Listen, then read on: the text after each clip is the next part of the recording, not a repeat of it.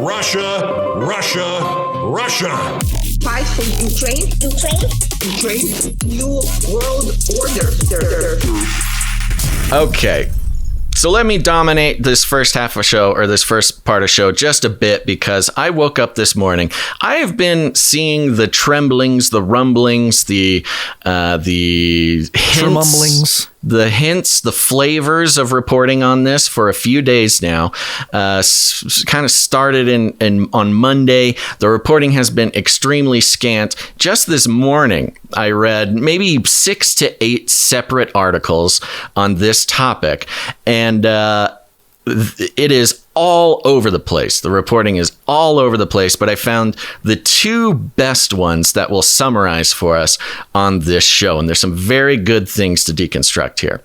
So we're starting, believe it or not, Gons, one of the best articles on this topic that I found is from Vox, Vox.com. And I'll tell you why when we get there. It's a beautiful, we normally have a lot of fun with Vox with their basically complete useless nature as a mainstream media outlet. But I was very impressed with this. So here we are, Vox.com, the Nord Stream pipeline sabotage explained. Oh, wait a minute. I have a different headline, first of all. They changed it. They changed the headline. Mine says the Nord Stream pipeline sabotage is a warning to Europe. Yes. They changed this name in about the last 45 minutes. And real quick, before you dive into it, the Harvard list of mainstream media, the index of U.S. mainstream media that shows the ownership, Vox Media is there. Vox Media is owned by a number of investors: NBC Universal, General Atlantic, Providence Equity Partners, Comcast Ventures, Daniel Rosenzweig, Jeffrey Weiner, Excel, and then Vox raised more than $300 million in funding, including $200 million from NBC Universal. Yeah. So thank you for that, because that goes in both into the deconstruction that we have here and a little kicker at the end. So keep that around. We might refer to that again. Okay. So Vox being sort of a conglomeration of funding, influence, well, both private equity, but also from mainstream news outlets, established legacy news outlets like NBC and some of those other ones that you mentioned, Comcast. So it's this weird mixture. Now, Vox, of course, kind of presents itself as edgy, kind of like a Vice thing. It's supposed to be kind of younger, edgy, stuff like that. But it is still owned and influenced by all the lizard people organizations. Okay. So it was called the Nord Stream pipeline sabotage is a warning to Europe. They thus changed the headline in the past 30 minutes to the Nord Stream pipeline sabotage explained. Dun, dun, dun. It goes like this. European and NATO officials are I usually don't like when you do this, but I'm going to ask you to do it now. Let me know if there's any big changes in the actual article from what you have in front of you. Okay. All right. Usually I think it's a little bit of an interruption, but I think right now I'm interested to know. European and NATO officials are blaming sabotage for 3 leaks in the Nord Stream 1 and 2 undersea pipelines running from Russia to Germany under the Baltic Sea. EU officials did not accuse anyone directly, but the allegation underscored the uncertainty around Europe's energy standoff with Russia and how volatile the continent's energy security is as winter approaches. Ooh, winter approaches. A couple of things I want us to all keep in mind that they don't really mention in here. Number one, at the I think it was in maybe December of 2021 through February when the war started, Nord Stream 2, which is the new pipeline, had a lot of news around it, a lot of consternation between for Europe and their energy sector. This is supposed to be the second pipeline from Russia supplying Europe with energy, natural gas specifically. And there was basically scandal after scandal and connection with all sorts of weird behind the scenes contention and negotiation about the Nord Stream pipelines, even before Russia, the Russia-Ukraine crisis. So a lot of people at the time when Russia invaded Ukraine were talking about the Nord Stream pipelines being a main factor. They just didn't know exactly how it connected. So let's keep going. Officials detected significant drops in pressure in the Nord Stream 2 pipeline on Monday, and then detected another pressure drop on the Nord Stream 1 pipeline. So both pipelines, which were ultimately determined to come from 3 separate leaks. Swedish seismologists have said underwater explosions caused the leak. The Danish military released footage of gas from the pipeline bubbling to the surface of the Baltic Sea. One leak in a major pipeline is a singular event. Another from a twin pipeline in an entirely different location is even more unprecedented. Add that to the fact that both of these pipelines are the source of geopolitical tension spilling over from the war in Ukraine, and it makes it very difficult to interpret this as an accident or a coincidence. Oh, wow. Go ahead, continue. Sorry. Vox. Oh, and in case you weren't convinced, the Nord Stream leaks happened as officials inaugurated the Baltic pipe as new gas routes from Norway to Poland.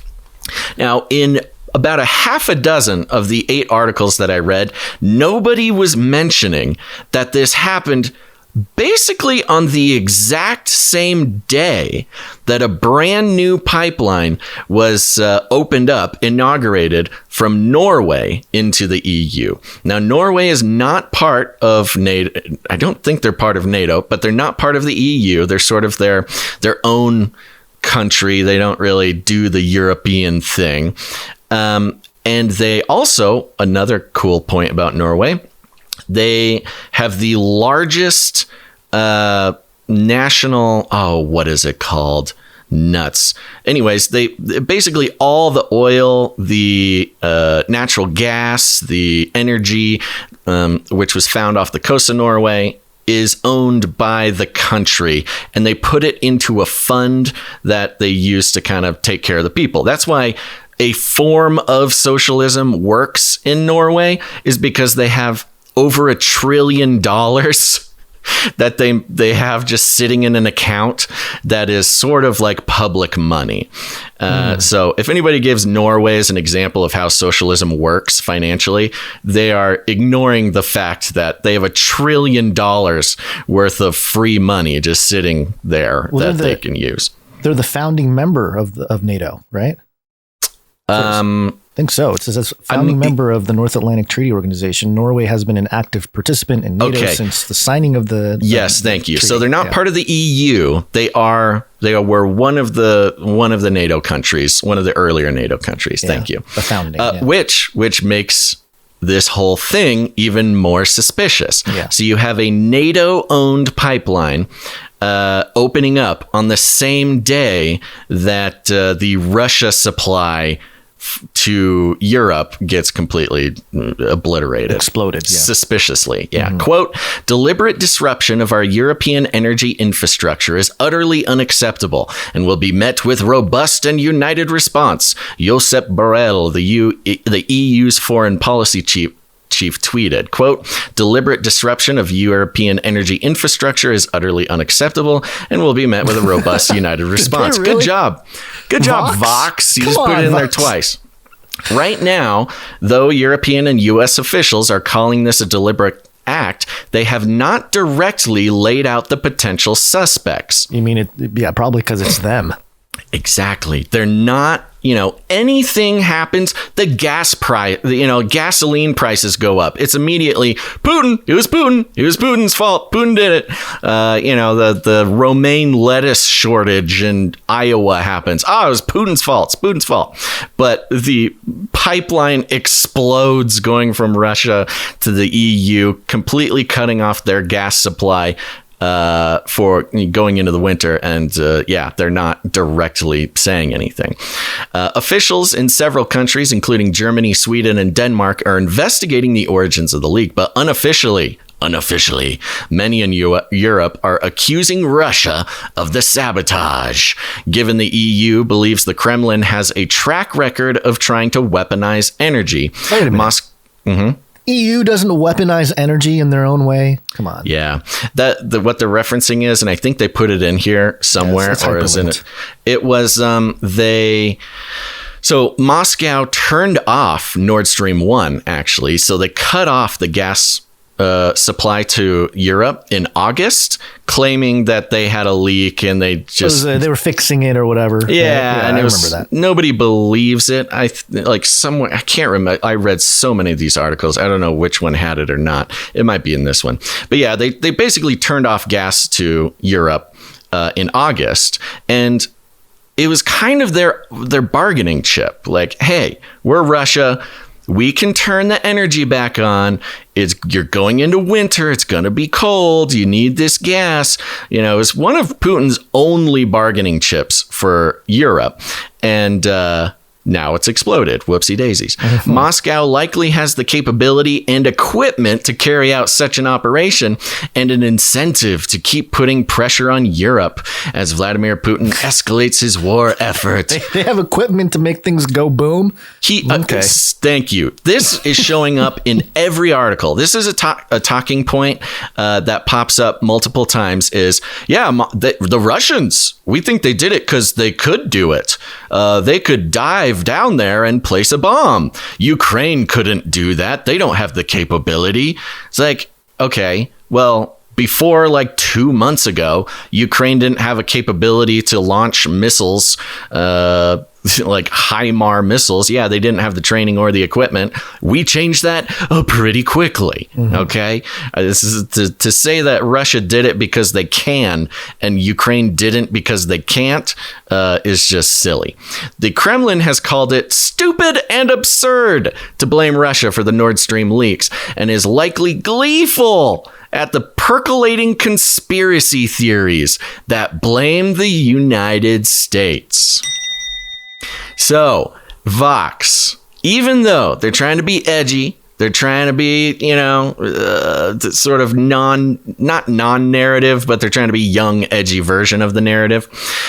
Nobody else even mentioned percolating conspiracy theories that blame the United States for this sabotage. And of course, any free thinking person with two brain cells to rub together, the US doing it is the very first thought that you have.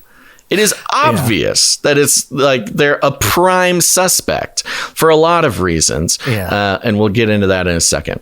Yeah, the percolating conspiracy theories is hyperlinked to a Newsweek article that blames Tucker Carlson for hinting Biden is connected to the pipeline damage. So Tucker Carlson is percolating conspiracy theories. In the immediate term, the Nord Stream pipeline leaks have little impact on European energy security. Nord Stream 2 never opened. And you remember our conversations about Nord Stream 2 and how the US actually was very uncomfortable with Nord Stream 2 because it takes basically it was taking money out of American corporations' pockets because although Nord Stream 1 was running for a while, Europe was getting much of their natural gas from US companies, but Nord Stream 2 would have changed that. Right. Germany finally killed the project in the lead up to the Ukraine invasion. So you talk about why, we've heard many theories as to how and why the US's actions and rhetoric actually exacerbated Putin's invasion of Ukraine or sped it up. You throw Nord Stream 2 in there, and it's not a good look. Russia reduced and then entirely cut off Nord Stream 1 with Gazprom, the Russian state-owned gas company, claiming technical issues prevented the delivery of gas, which no one really believes. Whoever is responsible, the Nord Stream leaks are a signal of just how precarious Europe's energy situation remains. The leaks added to global uncertainty around access to energy and cost. European countries have stored up natural gas and bought replacement supplies at a premium on the global market, but many European industries relied on cheap gas from Russia, and high costs are forcing industry cutbacks and closures, with still unfolding economic consequences. Countries and cities are trying to reduce the demand, and blah, blah, blah, blah, blah. So this part, countries and cities trying to reduce demand by cooling swimming pools, turning off traffic lights. Remember last year, they made the laws across Europe that you couldn't build any more houses that had what? Natural gas connections. Yeah. Everything needed to be electricity. Even a year ago, they passed a Europe-wide rule that no new buildings could be built with natural gas connections. Weird. It's almost like the destruction of Nord Stream 1 and 2 is sort of fitting in with their built into the coincidentally built into their plan that they've been going on for at least a couple years.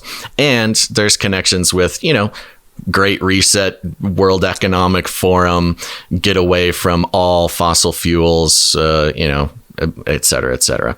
Households across the continent face higher energy bills, even as some fear gas shortages. That's happening without another major disruption. Damaging the Nord Stream pipelines is a warning that any disruption to energy, whether by accident, an act of nature, or intentional, could deepen and prolong the energy crisis in Europe and beyond. Quote, these attacks show that Europe does not have spare capacity in the energy system. It was already running up against that to begin with. Now this is an enormous vulnerability, said Emily Holland, an assistant professor in the Russia Maritime Studies Institute at the U.S. Naval War College. The U.S. Naval War College is getting in on this Vice article. That's wonderful. Let me go. We're going to skip a whole section here. Wow, I think they added a lot to this. Let's go to why Europe is even more on edge. The Kremlin itself has said the possibility of a deliberate attack can't be ruled out. And spokesperson Dmitry Peskov said Russia was extremely concerned. The Russian Foreign Ministry also leaned into a conspiracy theory that the United States is behind the sabotage, fueled by a tweet from a former Polish defense minister and a clip from Biden from February saying Nord Stream 2 would be done if Russia invaded Ukraine. Now, if you follow that hyperlink to the former Polish guy, this was another one of the articles that did a pretty good job of presenting some details that nobody else sort of dared to. So just have that one open in a second here. Oh, geez Louise. There we go. The U.S. had reportedly warned allies this summer that intelligence suggested Nord Stream pipeline might be attacked. The CIA said this might happen. Imagine that. It might be attacked and has, of course, backed up European allies as they investigate. Some have floated Ukrainian sabotage as a kind of false flag. But experts said Ukraine likely doesn't have the technical know-how or equipment to do that. Oh, you mean they need more money and weapons from the U.S.? If only somebody would supply them with equipment and training to pull off literally the one thing that could inspire Western NATO allies to continue pumping billions of dollars into the Ukraine war. There's, if only there was one thing that could possibly do that. But too bad Ukraine doesn't have the training or the equipment. If only somebody would help these guys out. But again, in some ways, the Nord Stream damage matters more for the risk it signals for Europe. And then it just talks about how Europe is in big trouble. So Vox talking about the mentioning the conspiracy theories, just even the existence of conspiracy theories, was a very interesting detail, because the fact is there's not enough information publicly available at all for any of this. All that exists right now are conspiracy theories, and we're in a situation where right now the conspiracy theories make the most sense. So I think as the sort of like edgier, younger version of NBC and Comcast and all these other legacy media, they get to kind of play around with this when nobody else gets to mention it. Now, I do want to point something out at the bottom. Our goal this month: now is not the time for paywalls. Now is the time to point out what's hidden in plain sight. Ooh, some conspiracy theory talk there. For instance, the hundreds of election deniers on ballots across the country. Oh my gosh. Okay. Clearly explain the answers to voters' questions and give people the tools they need to be active participants in American democracy. Reader gifts. So Vox is protecting reader democracy by not having paywalls. Reader gifts help keep our well-sourced, research-driven, explanatory journalism free for everyone. By the end of September, we're aiming to add 5,000 new financial contributors to our community of Vox supporters. Oh my gosh. Will you help us reach our goal by making a gift today? They're going value for value, man. Yeah, they're trying to recruit 5,000 new financial contributors. That's pretty ambitious. You imagine what we could do with 5,000 contributors? Yeah, well, look, it says here on the Harvard document that Vox reaches 95 million readers a month. So yeah, well, that shows how difficult it is to get people to do value for value. If you have 90 million people, taking in your content, and your goal is 5,000. That shows just how difficult the business plan is. Yeah, that's 0.005% of viewers contributing financially. That's about right. So technically, we have higher support than they do. Well, percentage-wise, higher percentage support. Okay, now, so it's obvious. Somebody blew up these pipelines. Who does it actually benefit? Who doesn't it benefit? Well, it benefits people who want more war in Ukraine and Russia. And we're out of time for this, but I want to mention a couple of quotes from this Forbes article. NATO says sabotage behind destruction of natural gas pipelines. So they go through some of the similar details that we did, but they have some quotes here from a couple different sources. Going 3 paragraphs down here. Some speculated that Russia was behind the attack on its own pipelines. The attack was, quote, probably premeditated and planned for several weeks before it occurred. An anonymous British military official told the Times of London. Great quote. You mean somebody didn't just like drink a little too much vodka and decide out of nowhere to bomb a pipeline?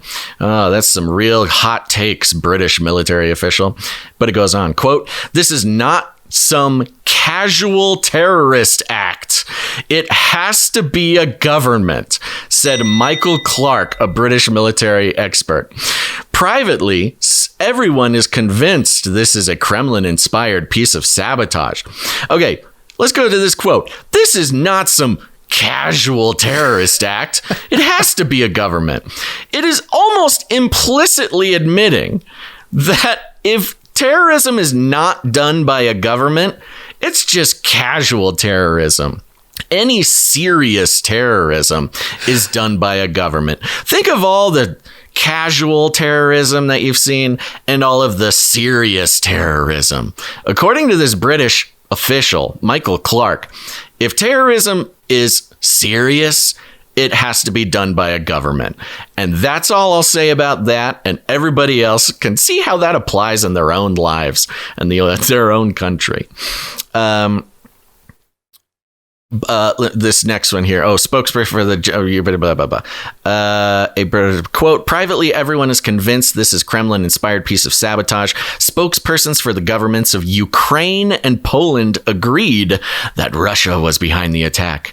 But Russia could have restricted natural gas flows like it did earlier this month, using an oil leak as an excuse, without blowing up pipelines, which cost over $20 billion and are the only direct means Russia has for exporting gas to Germany.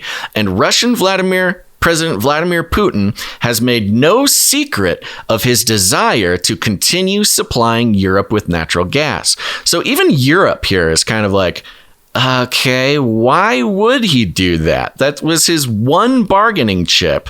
And why would he blow up the one thing he has to sort of, flex on Europe? And then they put in a quote there. The bottom line, Putin was sort of offering gas to Europe even 10 days ago. If the Russians did it, said Clark, quote, this is a strategic own goal because although it increased the sense of isolation that there will be no Russian gas for Europe this winter, it actually destroys Russia's credibility completely with European customers for the next couple of generations. So this guy, thankfully, being like, it doesn't make sense why the Russians would do this. There was one more, the quote from the tweet from the Polish guy. Let me just do a quick find in the article. There it is.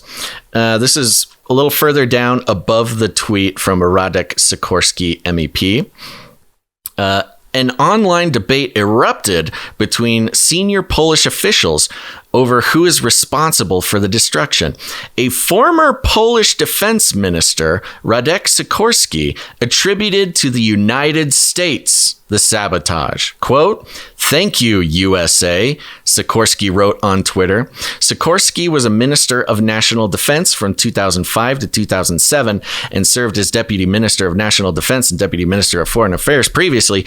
He is currently an elected member of European Parliament.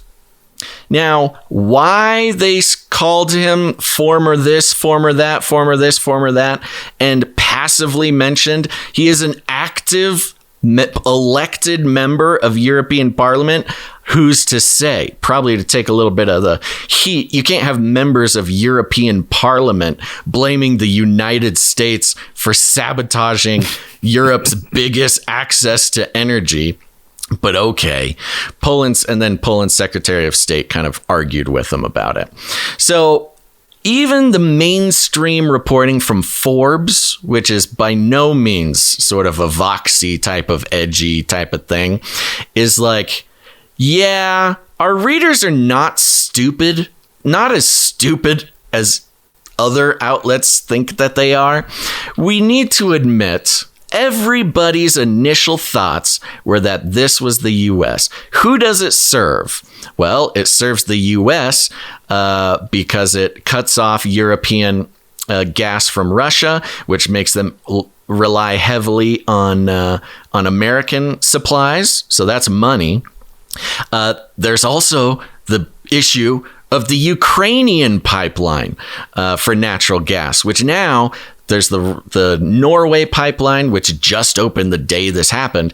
And you've got the Ukrainian pipeline that supplies gas to Europe as well, which Ukraine gets financial support for. Don't blow that one up. We need that one. And so it's all shaping up quite nicely, unfortunately, in my opinion, to be a bit of a Franz Ferdinand type of situation. I mean, if there was any one event that could easily precipitate into full World War III, I mean, we've all been sort of looking at the magician's other hand, talking about nukes. Putin says nukes. Putin's into nukes. Putin threatens another nuke. And boom, this is literally the one other thing that could escalate this into full-on World War III, which makes it a bit spooky for me, Gons. Well, I can't stand it. I know you planned it. I'ma set it straight. This Watergate, I can't stand rocking when I'm in here because you're crystal balling so crystal clear, Basil. So while you sit back and wonder why, I got this darn thorn in my side. Oh my gosh, it's a mirage. I'm telling y'all, it's a sabotage.